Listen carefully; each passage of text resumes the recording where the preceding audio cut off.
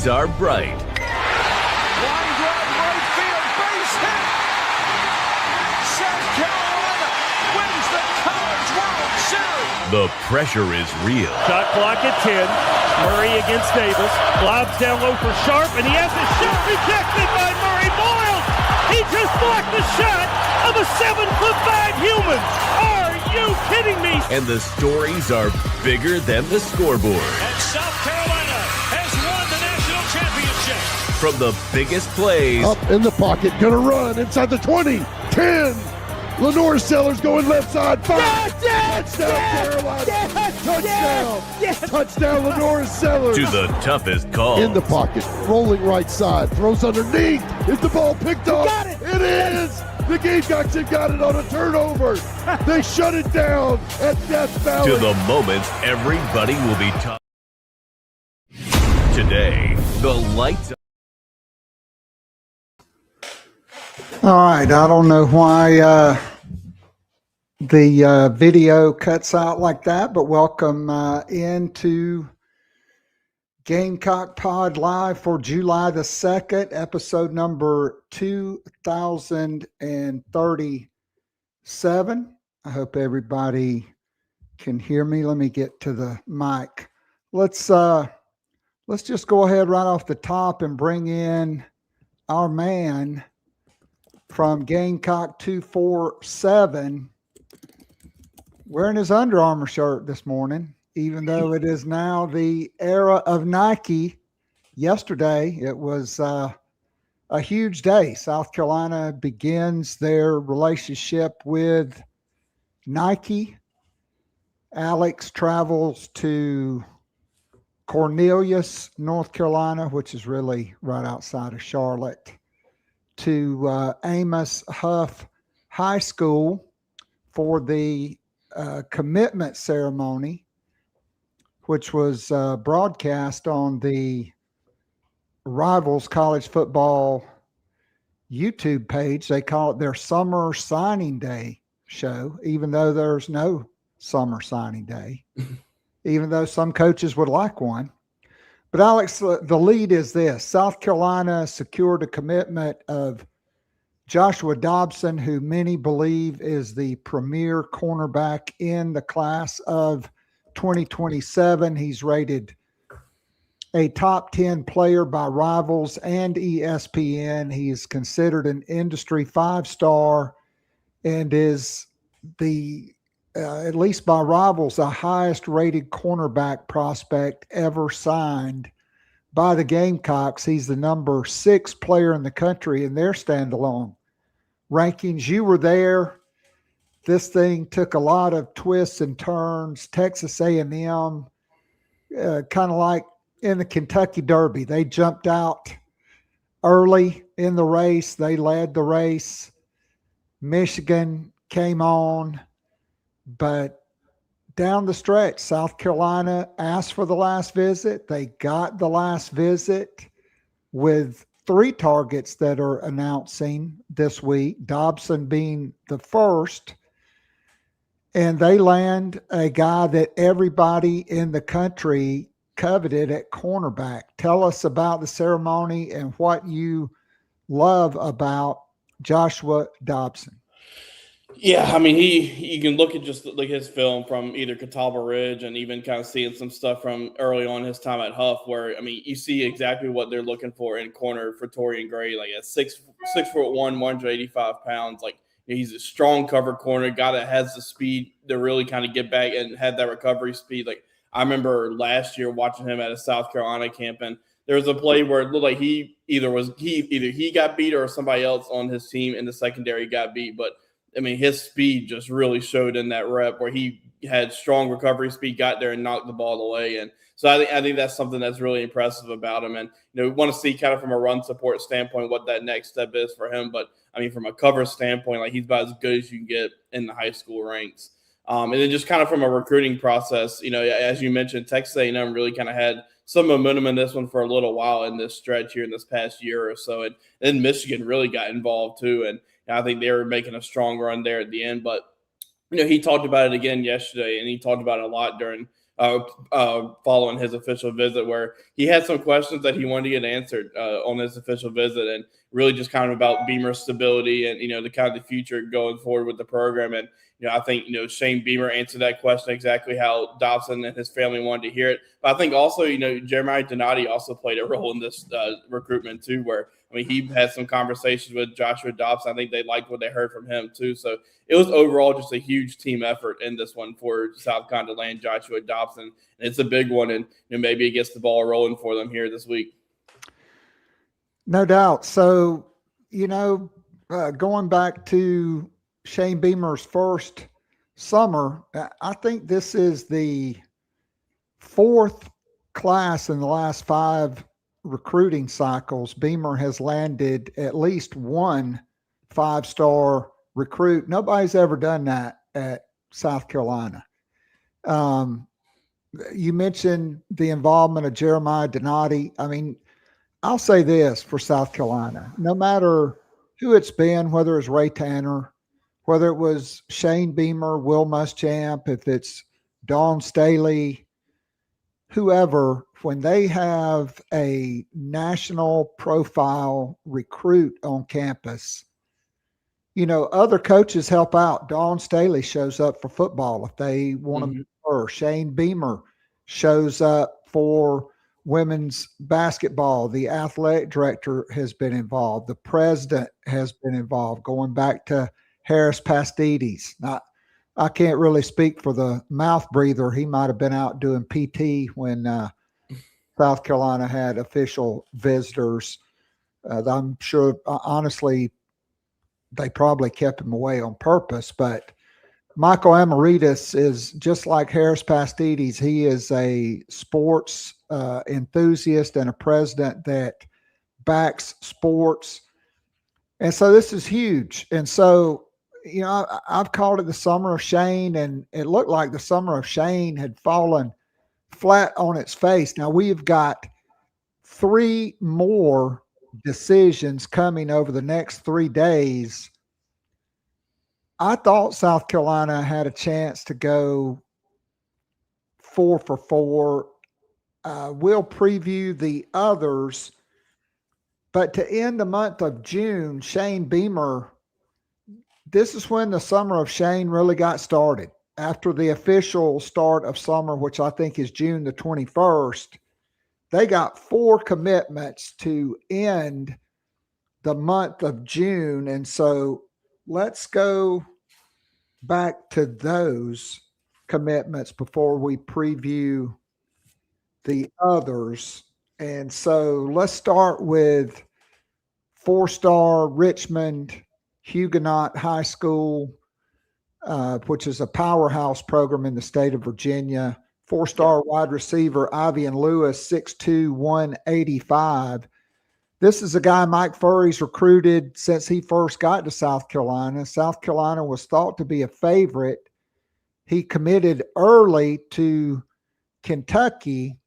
Tell us how this flip came about. Yeah, South Carolina was heavily involved in this one, for a while leading up into his Kentucky commitment. And, Kentucky has been recruiting really well and has some momentum. And I think, Will Stein has a lot to sell from an offensive standpoint with what he was able to do at Oregon. So, Kentucky was able to get Ivian Lewis there committed. And then, I think, South Carolina really kind of stayed on here. And that, they've already had the 2 wide receivers committed in the class. And I think, from that 3rd spot, it's kind of bounced around. It looked like Amari Patterson could be that guy for the 3rd wide receiver. Then things kind of moved on there. And then pretty quickly moved on to Ivian Lewis too. And, a guy that was in for a camp with his teammates there at a 7-on-7 at Shane Beamer camp. And, he had a lot of attention throughout that day. Like, coaching staff's watching, Mike Furry's watching him. And, not long, after that, you find out that he's going to take an official visit to South Carolina. And, that was a pretty good sign of where South Carolina stood, but also, a guy that's committed to another school to be, pretty openly going to officially visit in South Carolina. And, they made a strong impression on him in that official visit, ended up being able to get the job done. But a guy that, I think is really intriguing, being that, obviously a 4-star guy, but, that his frame is something that I think stands out, that he has the speed with it too. At 6'2", 185, I think can continue to get bigger and stronger, but also already a really powerful guy who, really, has that speed to really test defenses out from a deep ball standpoint. But interested with him, just what can he do maybe from like a jet sweep type of standpoint, because I think he has some running back type of ability with him. But they're really solid, pass catcher. You see really good hands in his film, and he plays really good competition at Huguenot, which, as you mentioned, is a powerhouse up there in Richmond, Virginia. So, a guy that in his past 2 years has been really productive, over 1,000 yards receiving in his past 2 years. So really impressive stuff that I'm kind of interested to see from a ranking standpoint, if he can have a big senior season, what he can do. Yeah, I watched the film and I see a guy that can run every route on the route tree, and a guy that looks thicker and bigger. I saw one story where they said he may be 200 pounds. Now he wears number 0. He kind of looks like a little smaller version of Jaheim Bell. I mean, explosive on the crossing routes. When he turns it up, he run after the catch, high points the ball, vertically can stretch the field, but also can make the tough catch and doesn't shy away from contact. Played some as a Wildcat quarterback. So that's where you see him running the ball. Yeah. And so he kind of reminded me a little bit physically of Jaheim Bell, because he is a thicker type of guy.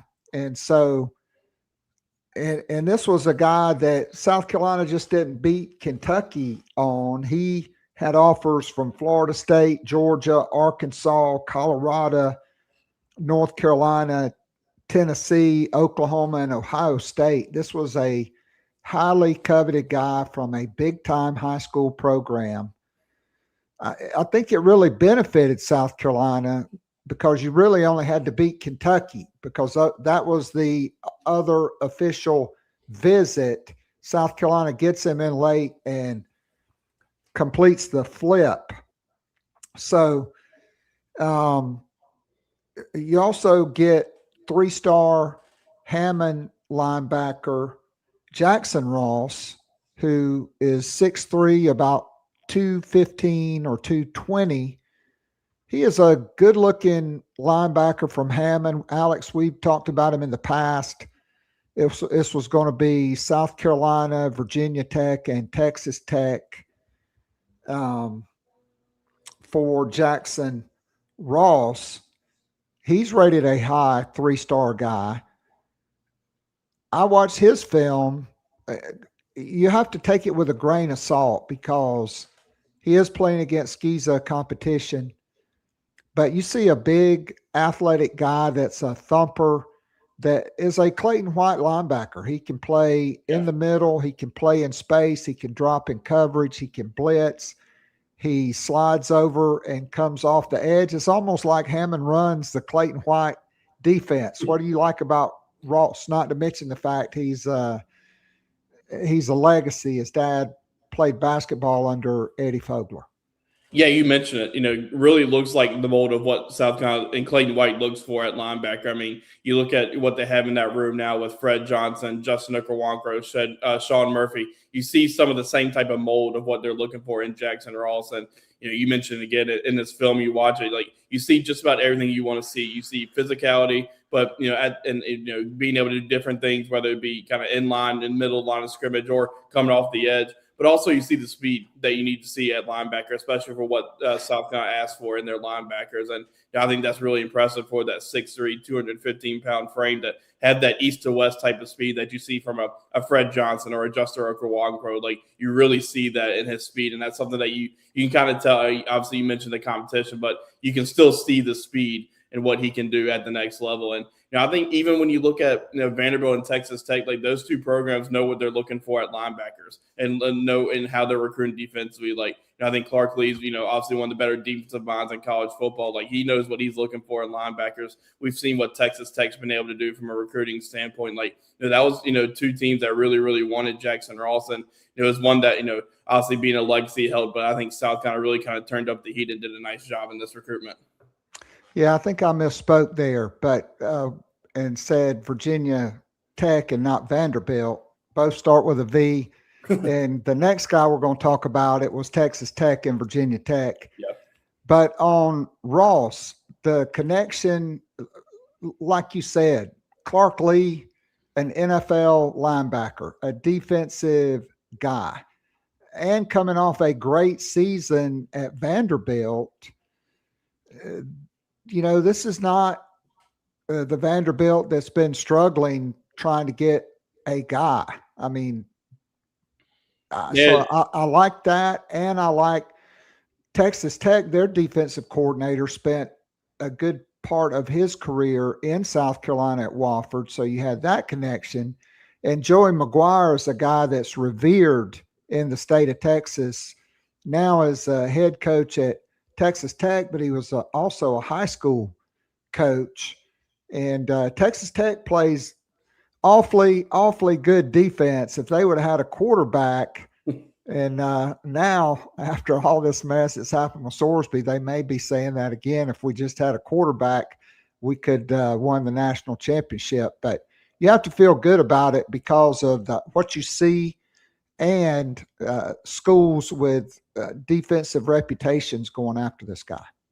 Yeah, as you mentioned, Vanderbilt last year, obviously with Clark Lee and his reputation, but Vanderbilt last year, that was one of the strong points of their defense was their linebacker play. And I'm forgetting the name right now of their really good linebacker. But, I mean, again, those two programs know what they're looking for at linebacker. And, not that South Carolina or Clayton White needs to have other schools to see, who they want to go after. But, I mean, it's a good, helping thing to look at to see what other schools are going after them.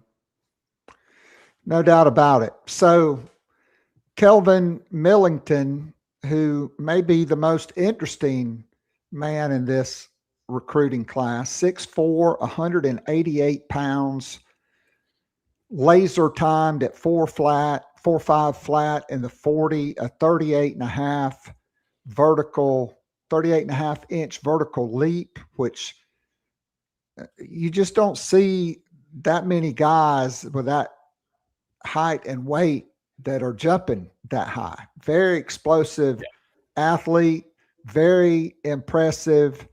At the opening, made his college decision at the opening, beating Virginia Tech and Texas Tech. South Carolina does. And this is, to me, is a quintessential Torian Gray guy, right? I mean, I know we're both going to say the same thing because Torian Gray loves those long, athletic defensive backs. I mean, you can just look at the last two classes with DeMarcus Leach, 6'3", 200. Good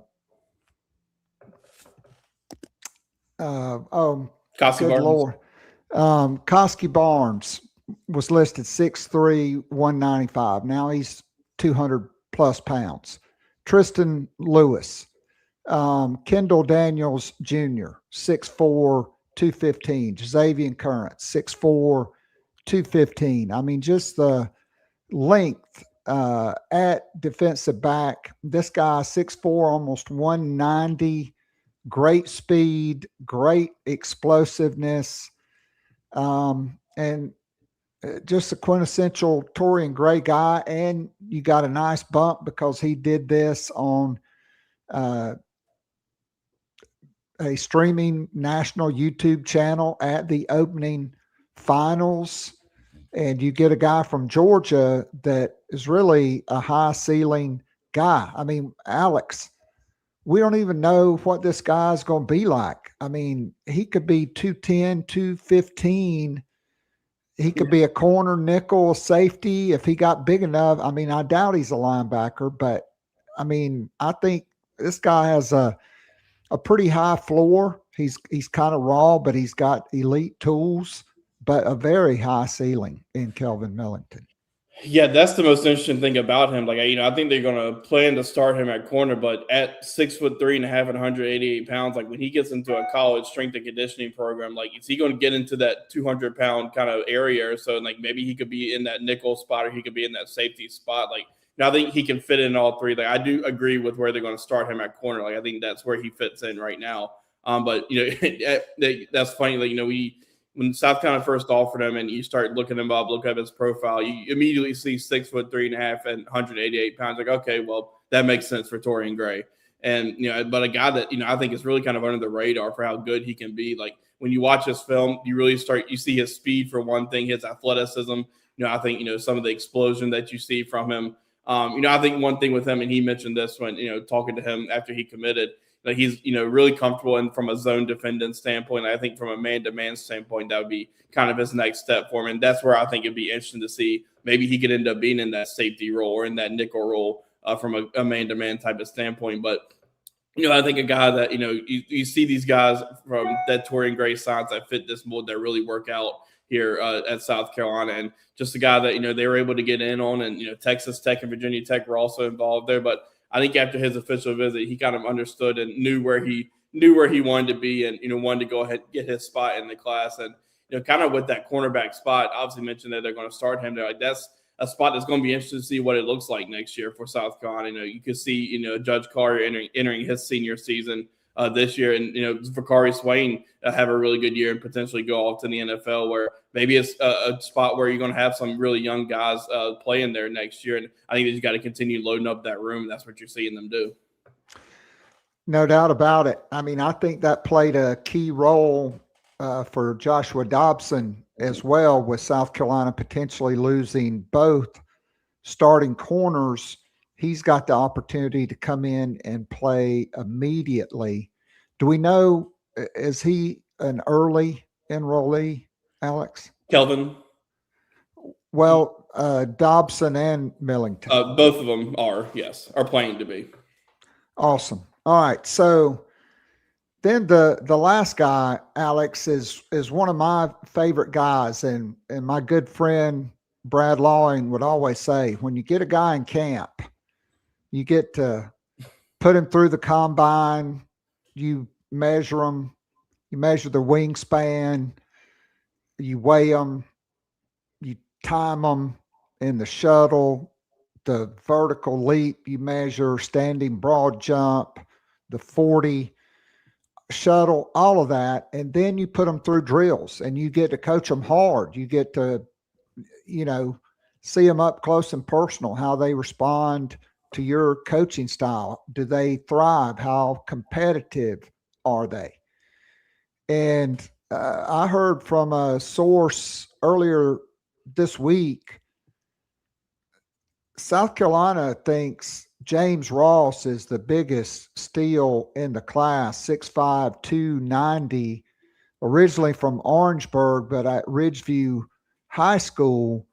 Long, lean, athletic, bends, moves well. I love his footwork, and a guy that plays left tackle, but frankly, with his athleticism, he's got a lean body. He could play anywhere. Mm-hmm. But just your thoughts on James Ross, who I think at this point would get my vote for the most underrated guy in the class. South Carolina thinks he is, from what I've been told, by far the best offensive line commitment for this class. Yeah, he came to that camp. I can't remember which day it was that he came, but out there watching the O-line, D-line camp, and it was like, holy cow, who is this guy? Because they were just going on these doing one-on-ones, and he was winning just about every rep, and they kept moving him to right tackle, left tackle, guard, center, and he just kept winning every rep. And in these O-line, D-line camps, like you have to kind of see from a physicality standpoint, because D linemen in these camps have the advantage just because it's so hard being non-padded as an offensive lineman to stop some of these guys. But he stopped just about everybody that was in his track, and there were some really good defensive linemen there that the guys that South Carolina had already offered coming into the camp. So, I agree. Like, I think he's got a very strong chance into being one of the more underrated guys in this class. And, you kind of talked about earlier with Jackson Ross, like you don't have, South Carolina doesn't look to see who else is offering to see if they need to offer a guy. But when Georgia Tech and Brent Key offer a guy, offer an offensive lineman, that's a sign right there that a guy's got a lot of potential. Brent Key's probably one of, if not the one of the top offensive line coaches in the country, and they've got an offer out to James Ross. And South Carolina didn't offer immediately after that camp, but I think you felt pretty good about potentially one coming down the road, and it ended up beginning there and didn't take long for Ross to commit. But a guy that I think has got a really, really high ceiling, just because you mentioned the footwork is already there with him. Like you see that in the film, you saw that at camp, and I just think there's a lot of potential there for this guy. Yeah, he gets to the second level with ease, and he's got a good base. I mean, like all players, you know, if you're 6'5" in high school, you're usually going against 6-foot guys. So you got to learn to, you know, play with a lower pad level. But I mean, this guy, he looks just like you would draw him up. I mean, with the very light on his feet, very athletic, long wingspan.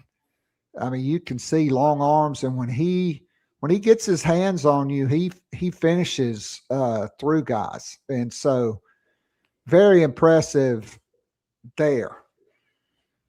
So that's the late June. Now the calendar flips to July. Shane Beamer, literally like Kevin Schnall, man on fire. Shane Beamer is like Alan in A Hangover when he goes on the heater in Las Vegas. Shane Beamer could go 4 for 4 this week. He started yesterday with the commitment from 5-star Joshua Dobson tonight at 7 p.m. back at Hough High School on the CBS Sports College Football YouTube channel. I think that is affiliated with 24/7 Sports. Hough, 4-star defensive back Davion Jones, 5'11", 170. He will announce his college decision, and just like with Joshua Dobson, it looks like, you know, South Carolina had some momentum. Then the visit started. He visited LSU early. They seemed to grab the momentum. But just like with Dobson, South Carolina got the last visit. Dobson commits yesterday. Now Shane Beamer has 3 unannounced welcome homes. And so I think we have a pretty good idea of the guys that we, you know, are left on the board here. And what I love about this guy is he's a track guy. And I know he's listed as a safety, Alex, but I don't see him as a safety. I see him as a corner or a nickel. He's a 10-6, 500-meter guy. And just you see the film, he's natural, twisting his hips, getting into his drops, breaking on the ball. You know, you mentioned the recovery speed of Joshua Dobson. That's a big thing Ron Cooper always looked for. I'd be at the Shrine Bowl with Lawing and Coop, and Coop was like, yeah, I want to see him throw a deep ball. I want to see my guy, if he gets beat, can he recover? Can he catch up to him? Recovery speed was really big. I'm sure it is for Torian Gray as well. But Davion Jones, a guy that can flat out ball, and you look at the visits here, he has eliminated the reigning national champion, Indiana, and will choose from South Carolina, Georgia, LSU, and Auburn. No competition here. Just a bunch of little bitty. I mean, but seriously, you know, we're talking about the other T-Rob, Travaris Robinson and Kirby Smart at Georgia. We're talking about Corey Raymond, I think, at LSU. You know, Auburn has a new coaching staff. I mean, this guy could have visited any place in the country, very highly coveted.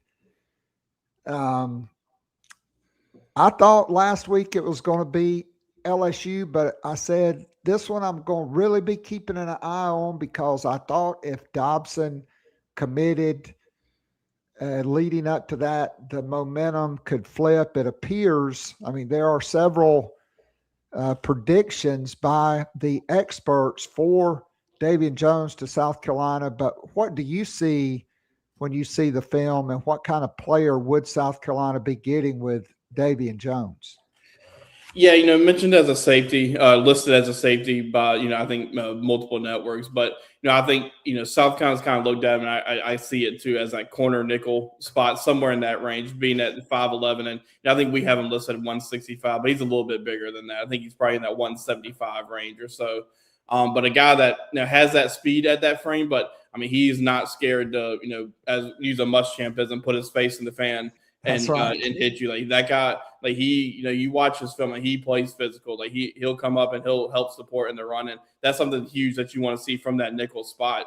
Because when you look at think back to these guys who have played that spot for South Carolina, look, Jalen Kilgore. I mean, that's the guy who he'd love to get in there and help the run. And you got to be able to do that at that spot in this Clayton White defense, just because of how important that position is. But I think kind of has that all around ability, really strong ability to be a covered type of guy, but also be physical up by the line of scrimmage. And now I'm really intrigued with what he can bring there. I think they kind of have told him like he play in just about anywhere on the field, and just to get him on the field as quick as they can. And I think he'll have a shot to play pretty early too. At the very least, if he does indeed come to South Carolina, like be a guy that's a special teams guy in year one.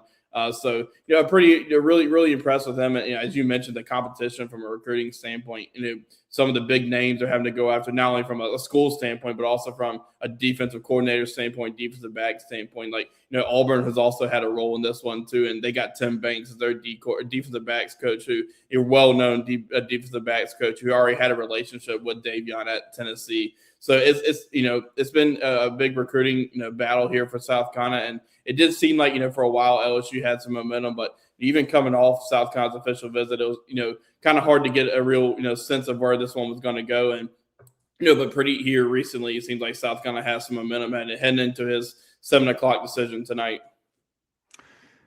Alex, how big of a role do you think Nike is at this point? Like, we really saw it with Dawn Staley's program, adding Jersey Robinson, a top 5 player who was signed at age 15 as a Nike athlete, somebody that broke Juju Watkins' scoring record at Sierra Canyon High School. Kaylee Wynn, a 5-star out of California. Then South Carolina flips Olivia Edwards, the Big O, who she's been dunking since she was in the 7th grade. I mean, all 5-star and 2 of the top 5 players in the country, and particularly late on Big O and Jordan Lee, who left Texas. Dawn Staley has a long relationship with Nike. I know in his interview with John Whittle, which is on Gamecocks247 on the front page, or in Plano's Roost, the premium message board.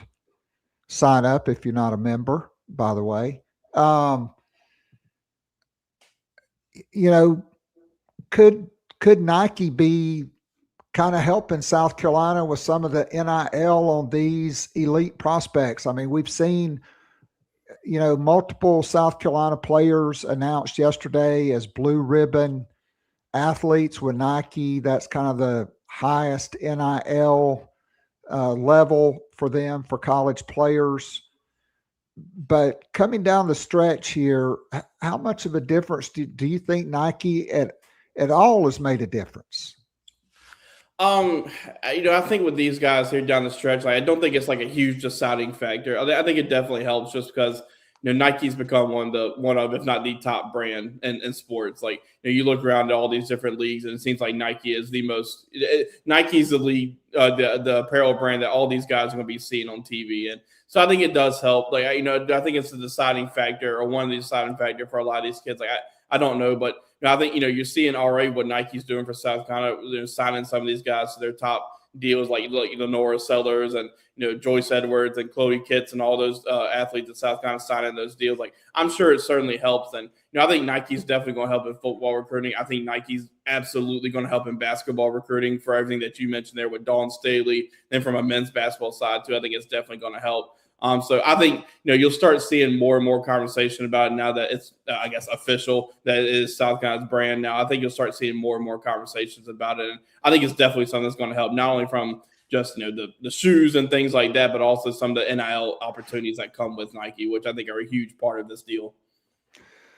No doubt about it. All right, so last week, South Carolina 4 commitments. This week, it all began yesterday with Joshua Dobson's commitment. Today, the next man up is Davion Jones, 5'11", 170 or 175, a really great athlete. He will announce tonight at 7 p.m. Alex was in Charlotte at Hough High School for the Joshua Dobson announcement, and Alex has been like the good luck charm. When he shows up, commitments happen, going all the way back to John Archer, who's a stud, 4-star defensive tackle out of Fayetteville, 71st Street High School. I think that's where Brad Edwards went to high school. But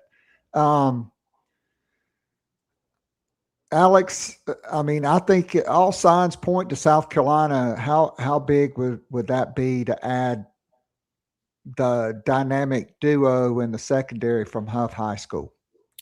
It'd be huge. I mean, those are 2 really talented guys. Obviously, look at their rankings, in Dobson and Jones, but guys that can come in and either be immediate contributors or year 2 type of contributors. Like, I think those guys at the very least going to give them some special teams work. But it's a powerhouse program. I mean, South Carolina tried to get in there last year, had Samari Matthews in a really good spot there, and then Texas got in there, ended up winning that battle. But I mean, that's a powerhouse in North Carolina, and we've kind of talked about how well South Carolina's been recruiting in North Carolina, how much they've wanted to get in North Carolina. You saw that last cycle is what they were able to do, and you're seeing it again in this cycle, and able to get in with one of those powerhouse like Hough there. I mean, they got guys coming up in these next few cycles, like 28. They got a linebacker, Ryan Peterson, who's really, really good that South Carolina's already offered. So the more connections you're able to build in that state and in those types of programs are really, really good. And being able to land, obviously you got Josh Dobson committed already, but if you're able to land a Davion Jones, that's only going to strengthen your stance there. And as Dawn Staley says, a lot of times they're not as expensive the second time. Samari Matthews, Austin, Texas is a long way from home. They're not going to stop signing 5-star guys at every position, with Steve Sarkisian. Appreciate that. Happy.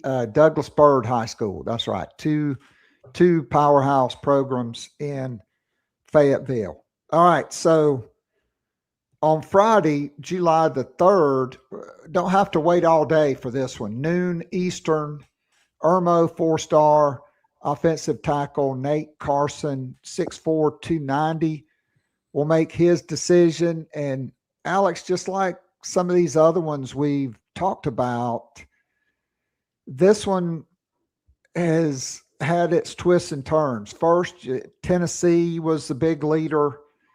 Then it was, Clemson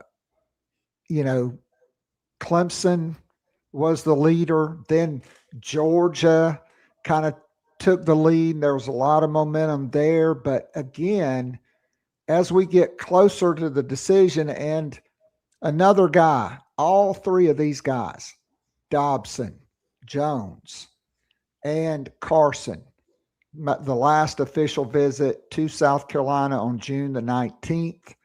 South Carolina seems to have all the momentum here, and this is a guy that, again, everybody in the country pretty much would have taken. Tennessee, Clemson, Georgia.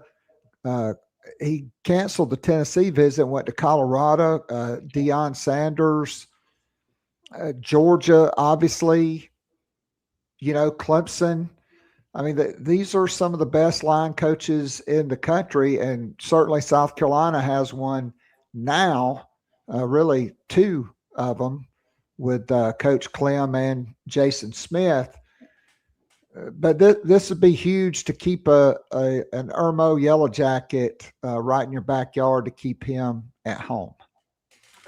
Yeah, I mean, Tennessee, as you mentioned, it felt like was going to be South Carolina's biggest competition. Then, it ended up being Georgia. And, I think Georgia has had some momentum here, but just like these last few guys we've talked about, having that last official visit to get that last word in, I think was really key here. And, really put South Carolina in a good spot here heading into Friday's decision. And, he, the week leading into that, his official visit, he showed up to camp twice, not even when Irmo wasn't there, just to kind of hang out and things like that. And kind of made you start wondering, where South Carolina really was standing in this one, where even before his official visit, he was just showing up to hang out at camp and things like that. And then you heard some really good things coming out of the official visit. And I think South Carolina's in another really good spot there to potentially keep the train rolling here from a recruiting standpoint. But, when you look at him from an on-film standpoint, it kind of fits the mold of what, you've seen Randy Clemens looking for. And Jason Smith just really plays physical, really can get to that second level, guys that can move, guys that aren't just going to kind of sit there at that first level and block on the line of scrimmage. But he had that offensive tackle spot, can get up into that second level if need be, but also just has the strength to sit there and, sit in the pocket and, play really well and has good feet and things like that. So really, a guy that, Irmo's been, really good to South Carolina here in the past. And so they got another good shot to add another one here tomorrow, it seems like. No doubt. And so you get tonight at 7, Friday at noon, and then another camp guy, Deion Barnes, brought in a couple of guys from North Carolina, one committed to Rutgers, the other one, Jayden Broadie, who I think measured at 6'3", 235 at camp. I think these guys came in on the last session of camp, which was on a Friday, and then the offer went out on Monday. Broadie has visited Virginia Tech, also offers from NC State, Auburn, North Carolina, Tennessee, Louisville, SMU, Maryland. I think Georgia threw out an early offer. What is the scouting report, and what do you like on Jayden Broadie? And South Carolina needs to add some guys, and this could be another guy from D-line heaven in the Carolinas to go along with John Archer out of the Tar Heel State.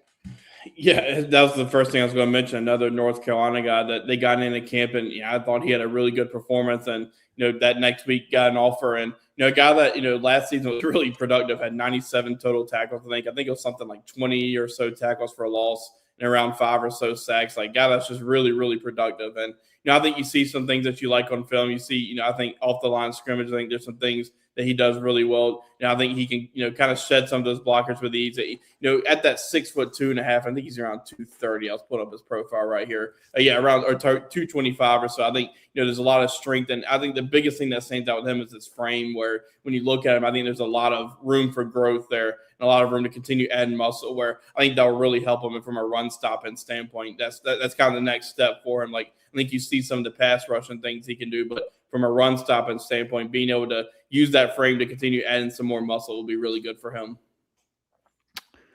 I mean, this would be the first commitment at the edge group. South Carolina missed on a number of targets at that position. But, before it looks like South Carolina is going to go 4 for 4 here and end the summer with 17 commitments. If they pull off, the 4 for 4, which I think all signs point to that, after South Carolina made the offer to Jayden Broadie, they immediately jumped to the top of his list. It looked like he was going to wait until the fall to make official visits. And then Hale McGranahan, tip of the hat to him, just like on James Ross. He said, watch out for him. And then the welcome home goes out, and it's James Ross, Hale McGranahan, from Gamecock 247, the first to break the news that Jayden Broadie would announce on July the 4th. And I feel really good about this one. And, going into the scheduled official visits, you had about 36 guys, and the hit rate has always been about 50%. Beamer really turning it up here down the home stretch, and they're going to get to even more than 50% of guys that took official visits the way it panned out, it looks like. Yeah, I think they've really kind of nailed what they're able to do on these official visits where they've had so much success, and it feels like it gets better and better every year. But that last official visit weekend's always kind of that key one. And, you end up losing out on Marquise Evans, but, that was kind of expected. He was a guy that's from Birmingham, Alabama. Auburn really, really wanted. So that was always going to be a tough get. But, South Carolina's got a real strong chance to get the rest of those guys. And that's huge for momentum because you're able to end the summer the way you potentially can with these guys. And that's huge just from a momentum standpoint where now it's just up to you to go out there and win games, and then you see who else you could potentially add to this class who maybe you wanted here or who over this summer who you just lost out on. No doubt about it. I mean, so at the end of this week, as America celebrates its 250th anniversary, South Carolina could end with 8 commitments in the last 2 weeks, 1 5-star, 4 4-star guys in Davion Jones, Nate Carson, Ivian Lewis, Kelvin Millington, and then James Ross, who I think is, from what I hear, South Carolina's ecstatic over getting him. Very underrated. Jackson Ross right there, borderline as a 4-star guy. And Jayden Broadie, also an 89 and a borderline guy that could easily bump up to 4-star status with a productive senior season. And then, Alex, to me, South Carolina and Shane Beamer have had to fight 4-8. Will Muschamp and Steve Spurrier, they both said, you are what your record says you are. And South Carolina's 4-8. Shane Beamer's never had to recruit coming off a 4-8 season. He's been to bowl games. They did have the 5-7 season, where they still finished the season really strong that year, barely missed a bowl game. But, going into year 6, 4-8, a lot of negative recruiting by other head coaches. Oh, Shane Beamer, he won't be there in December, blah, blah, blah. South Carolina's will have a whole new coaching staff, et cetera. And they've had to fight that. And I think though that was one of the biggest questions that need to be answered for a guy like Joshua Dobson, for Davion Jones and others. And I think Jeremiah Donati kind of settled that. Plus the fact, Alex, if the reports on Dylan Stewart and Jacarius Peak are accurate, both of those guys are going to be good to go. This is Shane Beamer's most talented team on paper. And you finally have Shane Beamer finally got the PowerPoint right. When Sean Elliott is the weakest link on your coaching staff, that's a hell of a coaching staff. Yeah, it's from, I think, some things that obviously, from a top-end talent standpoint, this team has a lot of potential just with the guys you're able to bring back. And that was a huge part of even, in addition to what you're able to do in the transfer portal, you're able to have your best players really come back. And I think, with Kendall Browson, that, I'm really intrigued to see what that offense is going to look like for the North Stars. I think that's going to be a huge, huge help for him just with the tempo and just what Kendall Browson has been able to do. When you go back and look, you see some of the comparisons to KJ Jefferson and Laura Sellers. I don't fully go in on that. I think they're two different players. They're both just from a running standpoint. But Kendall Browson really helped bring the best out of KJ Jefferson. I think he's going to be able to do the same with the Laura Sellers. And I think just key to stay healthy in some of those key spots that you're going to have to stay healthy at. But The schedule early on is favorable for South Carolina to be able to build some momentum and get into that back half of the schedule and see what you're able to do. No doubt about it. I mean, that to me, I've been saying this. I know, Alex, you guys, you and Hale and Whittle, South Carolina's just got to win. I mean, the best thing for South Carolina football up until this week was getting to the season, because that's when they can flip the narrative with Lenore Sellers, with a stable of talented running backs, with the most experienced offensive line, games played and snaps played, with some very talented guys. Jacarius Peak, a first-round NFL projection. Lenore Sellers, a first-round projection. Nicholas Harbor could be a first-round guy. More talent at wide receiver, size, speed, athleticism, all those young four-star guys, a year in the system now.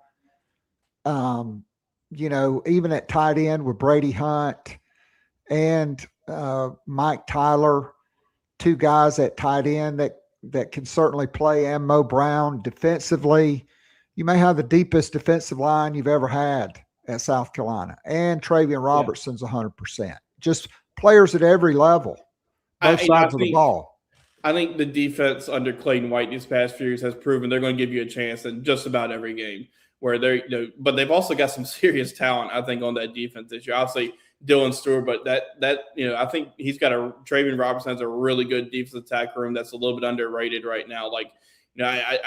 I'm not going to go anywhere near as far as say it's the 2024 defensive tackle room, but I think from a depth standpoint, you can say it's pretty close to that.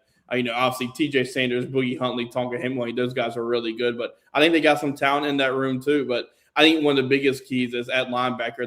The linebacker is a huge spot for Clayton White in this defense, and they've got really good experience coming back. Not only good experience, but you saw guys like Fred Johnson, really all three of those guys playing their best football towards the end of the season.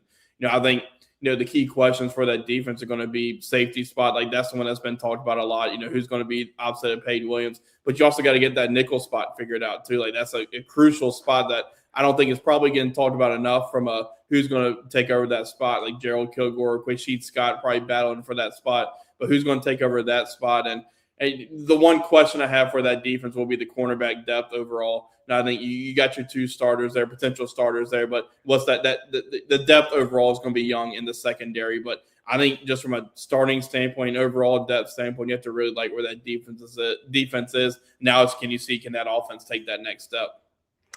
No doubt. And Lenore Sellers should be surrounded with the best supporting cast he's had during his career at South Carolina. And the schedule, it gets tough down the stretch, but we saw a couple years ago South Carolina kind of going on a run and getting momentum, and Lenore Sellers looking like Superman. Now, we did not see that last year because Mike Shula had him caged and chained in the pocket for the most part. But this year, it's kind of a contract year. Lenore Sellers, a redshirt freshman, or a redshirt junior, I'm sorry. He's got an opportunity. This time a year ago, he was projected as the number 1 or number 2 quarterback for the NFL draft, coming off an unbelievable second half of the season. I mean, starting with that, really even at Alabama, but Texas A&M, at home, Missouri, on the road at Clemson. I mean, he was like a guy in a video game. Yeah, and you called it a contract year. I think it's that for not only Lenore, but a lot of players on this team. I mean, you look offensively, Jacarius Peak could be one for him, could be one for Nick Harbor, could be one for, obviously you mentioned Lenore Sellers. Defensively, very well could be for Vakari Swain, very well could be for any of those linebackers, those interior guys, Dylan Stewart. Like that's, now you go there and say that, you start to think about what that 27 roster is going to look like, but you can't, if you're South Carolina, you're not worried about that. You got to win now, and then you worry about that. But there's, without a doubt, with all that, there's a lot of talent on both sides of the ball. No doubt about it. And it sounds like Malik Orson has been very impressive. The transfer kicker, he may come in and win that job. Mason Love was very dependable as a punter and holder. I mean, to me, it's time to go play ball now. I mean, one of the big debates on the message boards, I call them the message boards mafia, other than we got the wrong shade of garnet now. People are going crazy about that. I mean, who cares, dude? If you put on a pair of khaki, gray, or black pants, all right, it's going to look fine. I don't think a single recruit, when they see the swoosh on that jersey, okay, and if you don't want the garnet one, just wear black, okay, like I'm wearing right now. I got my Holderness and Bourne Kevin Schnall, the Schnall ball polo right now. But it's been, what if Shane Beamer goes 7-5? And you, Whittle, and Hale all chimed in on that. I discussed that earlier in the week on the pod because, down the stretch it is tough. Georgia, Texas A&M, Clemson. But with the team you got, and Lenore Sellers with Kendall Briles, who is the quarterback whisperer, the system's going to be simplified. There's going to be tempo. He's even told Lenore Sellers, hey, here's the playbook. Tell me the stuff you love, the stuff you really like.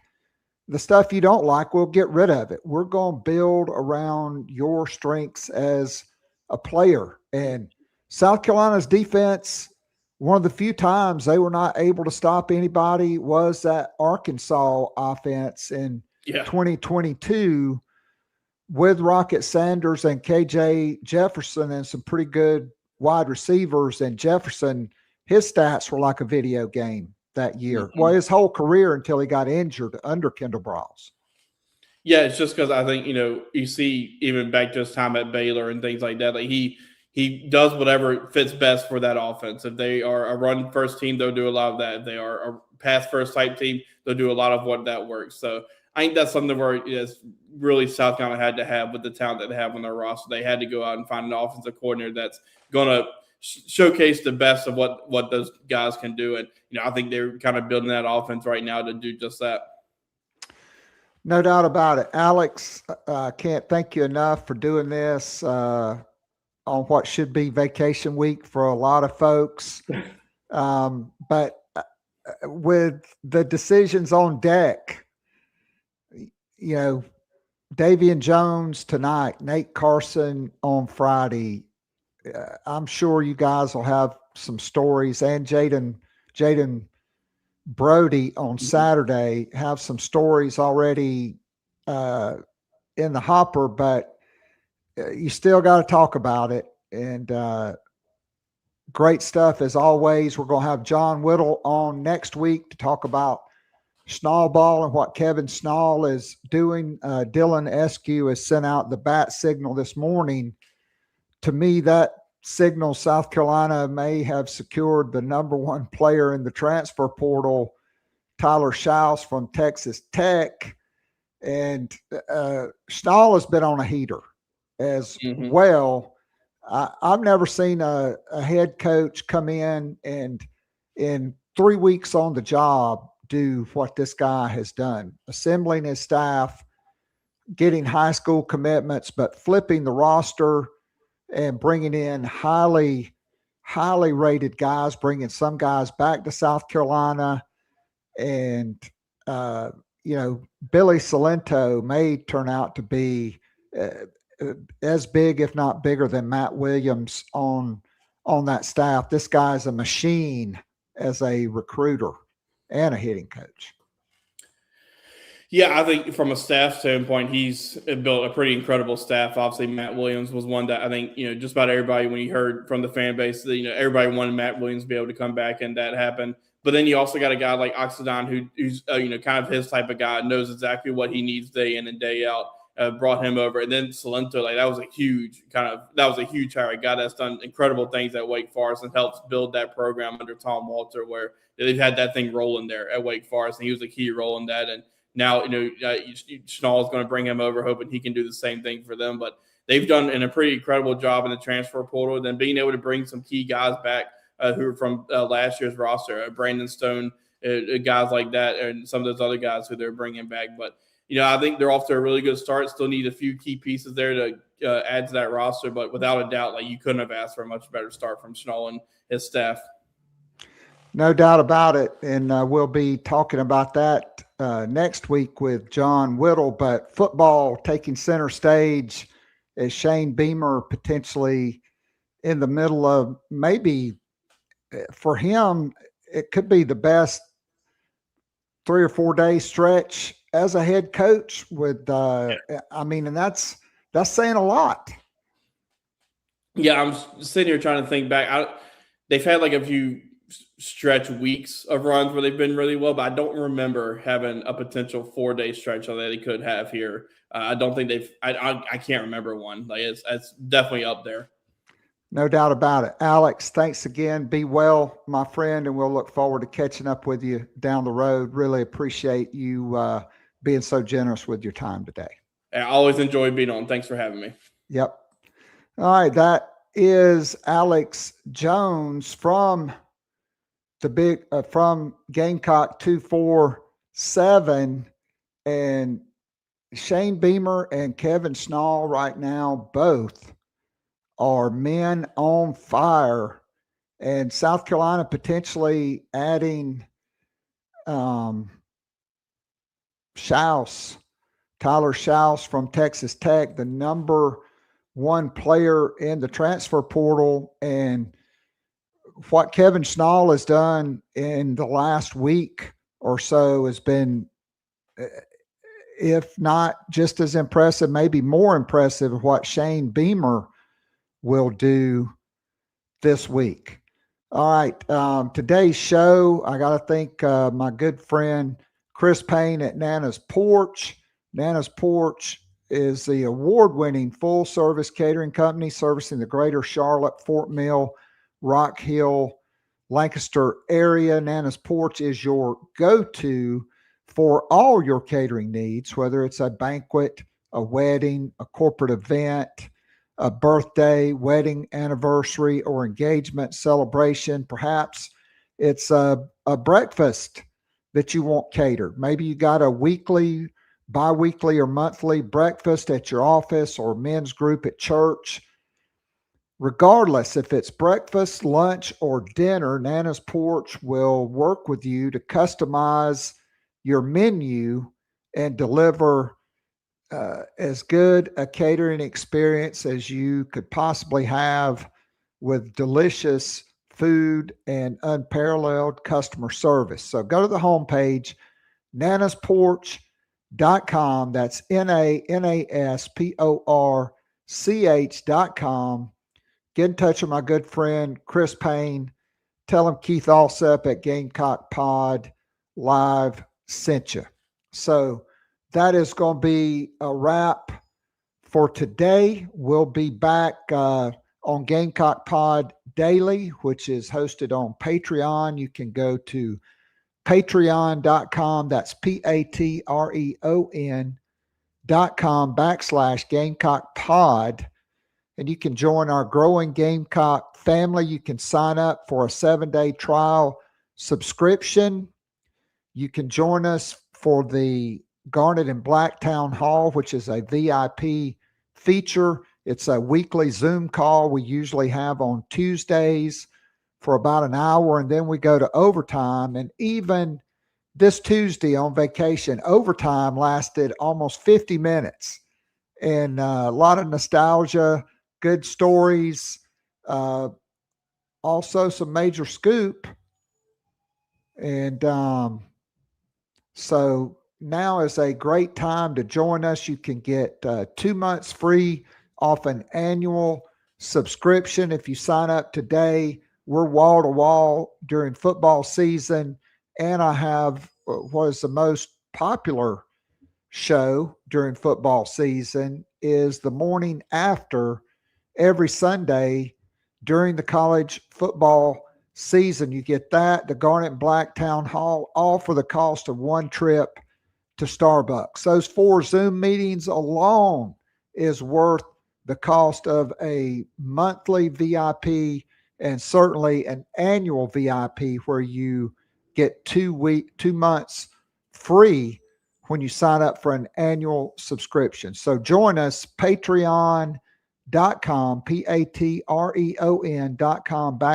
Gamecock Join our growing Gamecock family. Try it out. Join in on the Garnet and Black Town Hall. You'll love it.